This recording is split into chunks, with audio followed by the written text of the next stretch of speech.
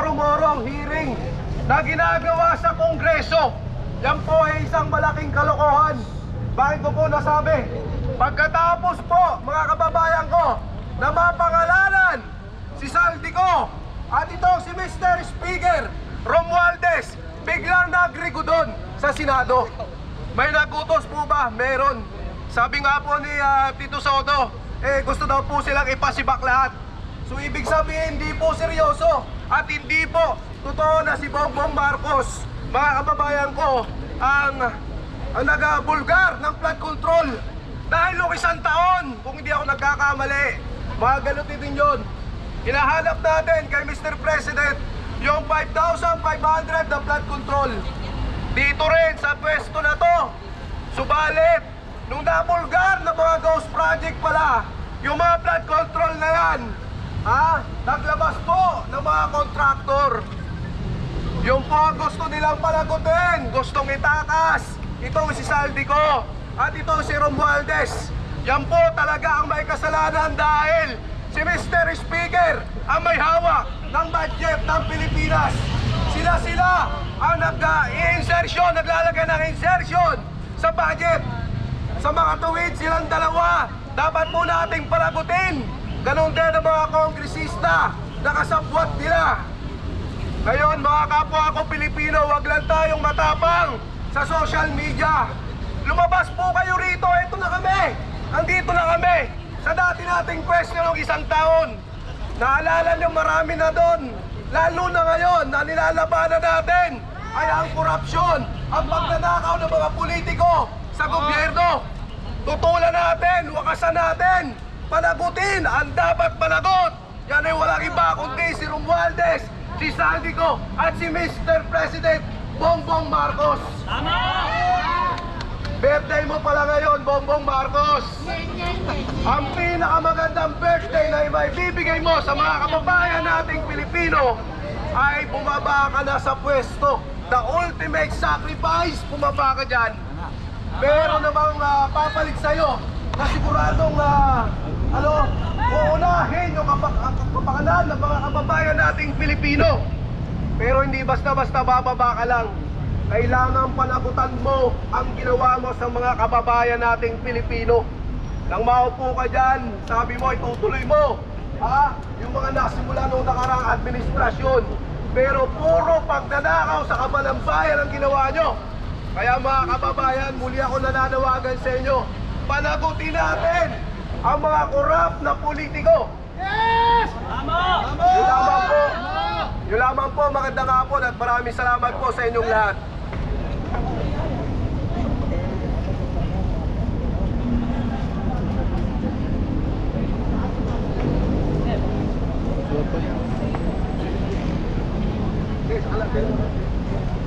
Okay, maraming salamat kapatid. Bago natin pakinggan ang susunod na magsasalita na manggagaling sa kabataan, ay dapat natin pasalamatan ang isang unknown sponsor o ayaw na pakilala na sponsor na nag-sponsor, nag-donate ng boxes of Goldilocks! Palakpakan naman natin! 35 boxes of Goldilocks! Sigaw nyo naman, thank you!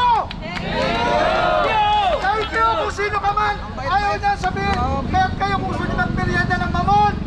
Eto, Goldilocks na sa likod, lumapit lang kayo. Para sa atin po yan, ibinigay ng ating kapwa Pilipino na nagmamahal sa bayan na kapwa natin na nagsasawa na sa korupsyon ng mga politiko, lalong-lalo ng mga nasa Kongreso. So mga kapatid, pakinggan natin sa boses ng kabataan na nanggaling sa klase ngayong araw na ito, ngunit hindi niya mapigilan ng kanyang sarili na sundumalo sa isang rally ganito sapagkat gusto niya iparinig sa inyo ang tunay na boses ng kabataan ngayon, ngayong panahon na ito. Si Ginoong Wayne. Panahon na ng Gen Z! Ayan, kapahana kayo. Bigyan ko lang po muna kayo ng konteksto. Kami po yung mga... Kami po yung mga independent groups, mga independent individuals. Tayo po ay nagtungo kanina sa EDSA People Power Monument. Wala po tayong nare-representang kahit na sinong politiko. Wala tayong politikong pinapanindigan. Kaya malinaw ang mensahe. Dapat lahat ay managot. Walang mga sacred cows. Tigilan na natin ang pagiging panatiko sa mga politiko. Tatanungin ko kayo, kailan ba kayo niligtas ng mga sinasamba nating politiko? Nung binabaha tayo, nasan sila? So bakit pa natin sila kailangan ilipin? Bakit pa natin silang kailangan sambahin? Ang kailangan ngayon ay pagkakaisa. Pagkakaisa na walang kulay, walang pinapanigan. Bukod dito, sa pagtawag natin ng accountability, lahat din ay kailangan nating singilin. Kabilang na rito ang ating Pangulo na nagbe-birthday ngayon. Happy birthday! Sana consensya ka. Pati na rin sa ating Vice Presidente. Sana naman tumulong ka. Kasi kapwa ka namin Pilipino. Hindi ito ang panahon ng pagkakawatak-watak. Hindi ito ang panahon upang kumuha tayo ng mga pagkakataon para agamin ang kapangyarihan o para tayo ang maging bida. Ito ay panahon ng pagkakaisa at ito ang panawagan natin. Kaya marapat lamang na panindigan natin ito. At patuloy tayong magbantay na hindi lamang tumitigil sa kahit anong faksyon. Dilaw ka, pink, green, red, dapat lahat ay managot. Dahil kayo Pilipino. Ang kulay niyo ba'y pula? Ang kulay niyo ba'y berde? So bakit natin kailangan silang ipagtanggol? Binabayaran ba tayo para ipagtanggol sila? Sa makatuwid, ang dapat ay ipakita natin sa mga naghaharing-uring ito na nakala nila para na lang tayo mga patay bata na nanakawan tayo, walang mananagot at tutuloy ang buhay. Dapat hindi tayo pumayag. Dapat sa mga susunod na araw, sa susunod na linggo, patuloy ang mga pagkilos, patuloy ang panawagan. Hindi lang ng si Romualdez, tigilan na natin ang pagkakawatak-watak. Hindi ito ukol kay Romualdez. Wala kami pakialam kung makukulong si Romualdez habang buhay siyang makulong. Pero, kung may mga kaalyado, yung mga sinusuportahan nyo ng mga politiko, pwede ba? Ipanawagan nyo rin sa kanila ang pananagutan. Dahil kung kulay ko man ang nagkasala, sabihin na natin, sa mga kabataan, patid yun naman ito, marami sa kanila ay sumusuporta sa pink. Dapat ba, pag na-involve si Lenny Robredo, ipagtanggol nila at sabihin nila hindi involved? Dapat ba pagkakampi ni Lenny Robredo, dapat na nilang ipagtanggol? Hindi! Eh malinaw naman po pala at sana malinaw rin po sa atin yun. Na sa 21, walang kulay, walang hidden agenda, walang tinatagong mga misyon. Isa lang ang panawagan, pananagutan, magmula sa itaas hanggang sa ibaba. Hindi lang district engineer. Kung involved ang mga pinakamatataas, gaya na lamang ng presidente, vice presidente, mga senador, mga congressman, lahat ay dapat managot. Wala dapat ditong mga untouchable, kagaya ng Romualdez na sinasabi nyo. Diba? Hindi dapat siya untouchable. At dahil hindi dapat siya untouchable, dapat pati na rin yung mga ibang politiko sa ibang faksyon. Dapat lahat, yan ang panawagan natin. Lahat ay dapat singilin. Dahil minsan lang mangyayari magkakaisa ang Pilipino. Ako ang Pilipino! Minsan lang! Kaya sana, ituloy-tuloy na natin to. Nabuksan na ninyo ang inyong mga mata. Kasalanan na ang pumikit. Salamat po.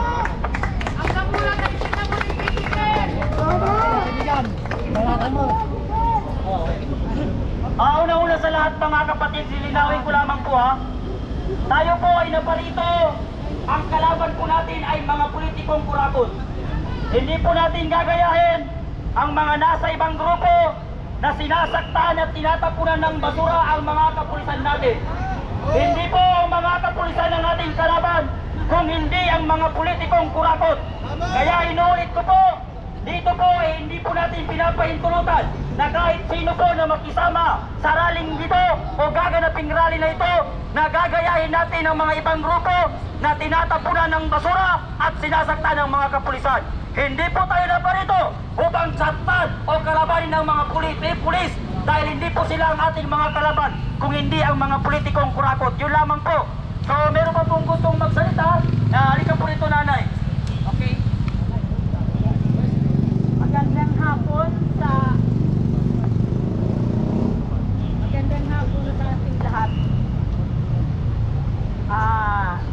The Court of Heaven has decided this year 2025.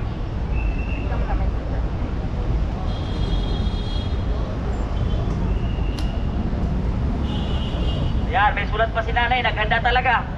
Kayo pa kaya dyan? Yung mga Pilipinong hindi pa po lumalabas, lumabas na po kayo! Huwag po kayong maging keyboard warriors! Dapat po ay maging people warrior kayo gaya ng mga Indonesia at sa Nepal. Kung nagawa ng mga sinaunang Pilipino na palayasin ng mga Espanyol, palayasin ng mga Hapon, palayasin ng mga Amerikano, magagawa rin natin palayasin ang mga politikong nagpapahirap dito sa ating bayan. Maraming salamat. Ito ang God message. God Heavenly Court of Justice. August 8, 2025. Declared this year 25 the new era of God International Divine Government. Jesus Christ and Harad Yusa, the divine spouse. God Jusin Juan Maria Tiranya Niano Bungalon, anointed the heaven spouse since November 21, 1993. So 31 years na ang nakalipas bayan. Walang presidente na kialam sa atin para sa ating kaligtasan. I am appointed as God highest judge, commander-in-chief above all creation, divine lawmaker and supreme authority law enforcer, trusted by God, the divine property above all creation, the 18th divine president of the Republic of the Philippines and the global highest president of God's government. Our God, the Creator, above all powers, above all kings. Yan ang panghawakan natin, ha? Above all kingdoms, above all thrones and dominions, above all wisdom, above all wealth and treasures of the earth. We have to govern the Philippines and the universe. Maraming salamat, bayan.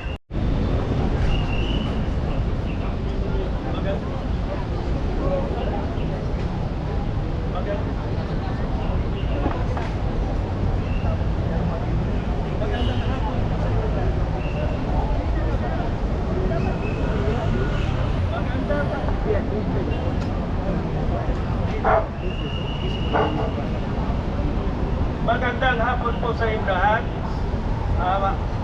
Nagpapasalamat ako sa inyo sapagkat pumunta kayo dito. Ang mga isipan ninyo ay independent. Yung sinabi nga ng ating kapatid na wala tayong dapat kulay. At nagpapasalamat din po ako sa mga kapulisan. Huwag natin sasaktan ng pulis. Siya ang protektor natin. Ang mga pulis na kakaunawa sila. Ang mga pulis ay sa atin mga yan. Ngayon, nananawagan ako kay President Marcos sapagkat si President Marcos hanggang ngayon 1 taon, 2 taon, 3 taon, wala pang nangyayari. Kundi, ano ang nangyayari? Tignan ninyo yung blood control, well health, lahat ng mga dapat na asahan natin na magbibigay sa atin ng kaginhawan, kinurap nila. Ngayon, sino ngayon ang pananagutin natin? Dapat doon sa taas, pababa, hanggang sa baba. So, nananawagan po ako sa inyo, mga kababayan ko, na kayo ay maging sober. Kayo hindi padiktahan. padiktahan ng mga politikos kapag may susunod na eleksyon, intindihan natin mabuti kung ano ang ibubuto natin, kung sino nagmamalasakit sa atin. Yan, marami nating jurisprudence na nangyari. Noon pa, walang nangyayari mga politikos na nagkukurakot sa ating bayan. Kaya lang, naghihinanakit ang aming kalooban ng mga Ilocano. Sapagkat dapat ang Ilocano, si Marcos na Ilocano, wala din bangagte. O kinamabo, awan tinakam mo. Iso nga, pagpangasiyo, ang tutumpuyog tayo amin. Bababahin tayo, Apo Marcos. Naipag na malim tayo amin. Salamat, Apo. Okay, so ang susunod naman po ay galing naman po sa sangkay ng isang kabataan na nais niyang ipahiwatig sa buong Pilipino ang kanyang hinanakit sa gobyernong itong walang malasakit sa Pilipino. Okay lang,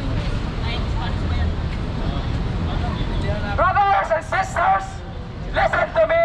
I have a message, one that the world deserves to hear. I am Emmanuel Estrabera, and I will make sure everyone remembers my name. I was born poor, raised on scraps by parents who nearly worked themselves to death just to keep me alive. As I stand up on the stage, I stand here as a common man, as one of you. I am no fortunate son, nor a political expert, but I do know one thing. The time for peace and submission is over. Look around you. Do you not see the corruption of the government? Their greed. Open your eyes. These crocodiles feast in their mansions, fattening their bellies, and building their empires using taxpayer money. These insolent fools plundered billions from the national treasury just for them to spend it all on expensive cars and luxury bags, while our countrymen drown in the floods that their irresponsibility had brought upon us. They know who they are, but do we? They are the dynasties, rich families that dominate 80% of Congress using our taxes as their income. These avaricious pigs come crawling back every time we overthrow one of them, just in a different mass. I honestly am surprised how we're still classified as a democracy when we're really an oligarchy beneath the disguise. It is an administration for the elite, by the elite. And if you wonder why, it's because we keep letting them back in. So here's the naked truth. It's not just them. As much as it saddens me to admit, we have our fault in it too. A little dance on TV, a sad backstory, a little vote buying, and we fall for it. We clap, we cheer, we believe. We fall for their lies. We pray for change, but every time we get more of the same empty promises. And what do? We call out corruption, sure. We make edits on TikTok, shame them on Facebook, as if they listen. They already know what they're doing. So now comes the time of real action. Long have we been in chains. Long have we fought oppressors from foreign shores, and yet our greatest enemies walk in our midst. Tagalog, Sakon, Terorista, these are some of the words we heard at its honor, where they lead peace among our neighbor. While we fight amongst ourselves, their greed is away at our savings, our families, our lives. Their sons and daughters, the nepotistic devils. They flex their money, stolen from you, from me. So I say enough. The people must fight. Lay down your banners. Forget your petty divides. Christian or Muslim, gay or straight, man or woman, it does not matter anymore. From now on, we stand together under one standard. We adore 3 colors. Those 3 stars protecting our sun from the darkness that dares to eat at home. And from this moment on, we face a common enemy. It is corruption. It plagues our government as it destroys the lives of our people. We've seen it all over both the local news and all over social media. Ghost projects, graft, flood control, corruption, tax evasion, poverty. All because they alone hoard the wealth meant to be shared by all. They call us hampas lupa, patay gutom, in front of our faces. They mock us, they flex their wealth, all the while when they feed upon our taxes according to law. This is punishable by Jaitan. And yet, these hypocrites still walk free. So one may ask why or how. What is the shield that keeps these niches sucking our nation's coffers dry? Well, everyone, the answer is simple. It is the system. These laws are written by the same bastards to save their own skin. We already had laws such as Artikulo 2, Section 26, about political dynasties, and yet they fester in Congress. Hell, the current administration is ruled by one right now. RA 3019, anti-graft law, a law forbidding spending public money for personal and familiar needs, and yet they're getting sodas while letting the impoverished rot in hunger.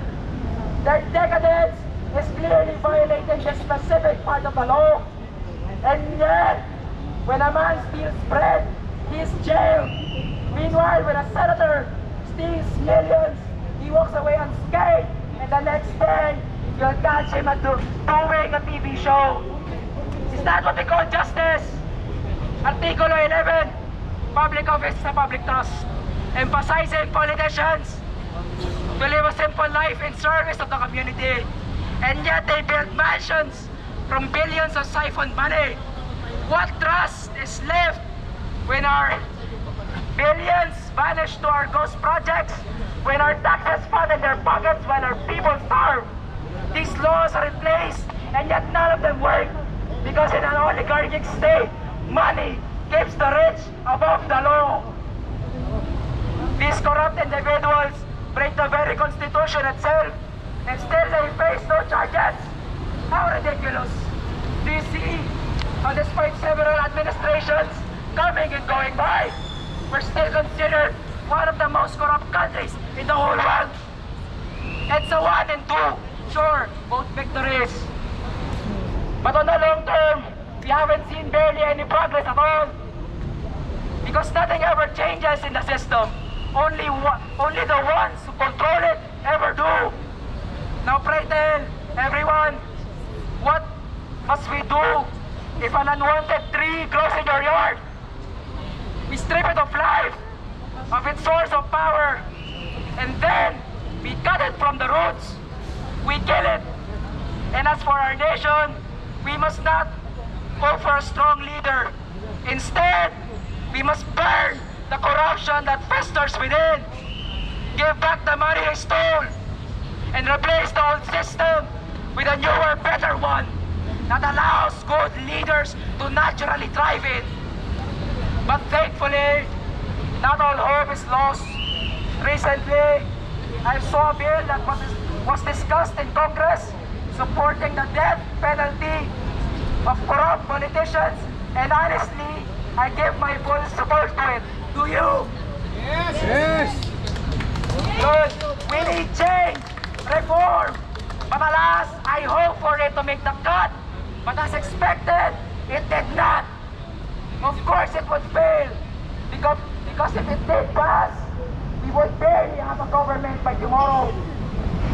Now guess why it failed? A violation of human rights, they say. Human rights? Bullshit! Do not talk to me about human rights when you are ignoring the human rights of our impoverished brethren, while your asses fatten up atop the money you bled dry from the country's wallet, and they don't even try to hide it. Their sons and daughters, the nepotistic scum of the earth, berate us to our face, especially you, Claudine Co, Jamie Cruz, Dami Cross, buti ka pa, may nagagawa ka eh. Sobrang taba mo, ikaw na yung pangaharap natin sa flood control. Now any one of them could help our people. Any one of them could have said no. We won't act like greedy animals anymore. You have given them several years, and yet they only act when they're forced to. Especially you, Marcos, Romualdez, every one of you in Congress. Over and over again, our people at some town being used as fuel to feed on fire, kept light and hungry by empty promises. Their lawyers say they're traumatized. Iskaya, I'm looking at you. Good. Let them fear the people that they dare spit upon. We have worked for this country several times, but if we stand together against this devilish mode, none of us will have to weep no longer. So I say this, there are no innocents among any of you, not anymore. Was this nation not born a democracy? Was it not meant to be free and prosperous? It could have been, if not for the headsman in office. So let us take back what is ours and teach every politician what it truly means to be a public servant. Their position exists to serve the people, not the other way around. Greed has poisoned men's souls, and only if we march as one can we find the cure. To those who can hear me, I say, do not despair. The misery that is now upon us, but is the passing of greed, the bitterness of men who worship money and fear the way of human progress. Sasama ko na dito.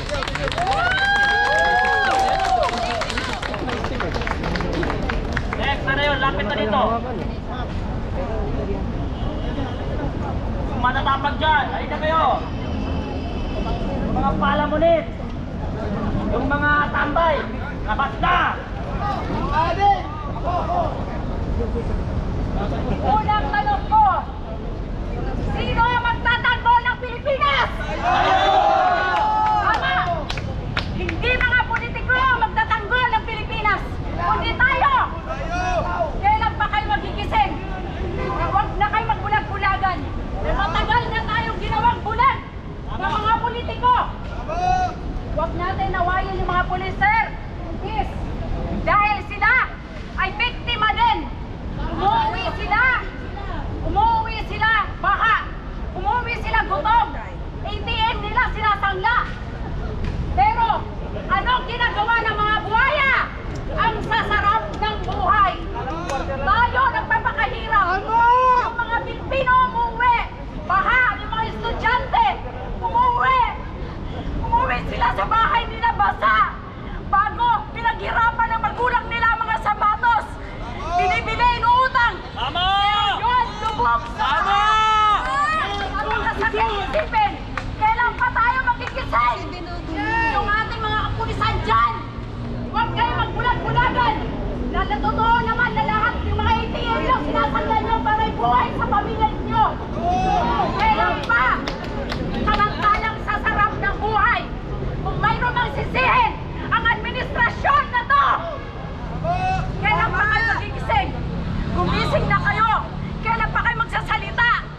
Umubos na ang kaban ng bayan. Maraming salamat.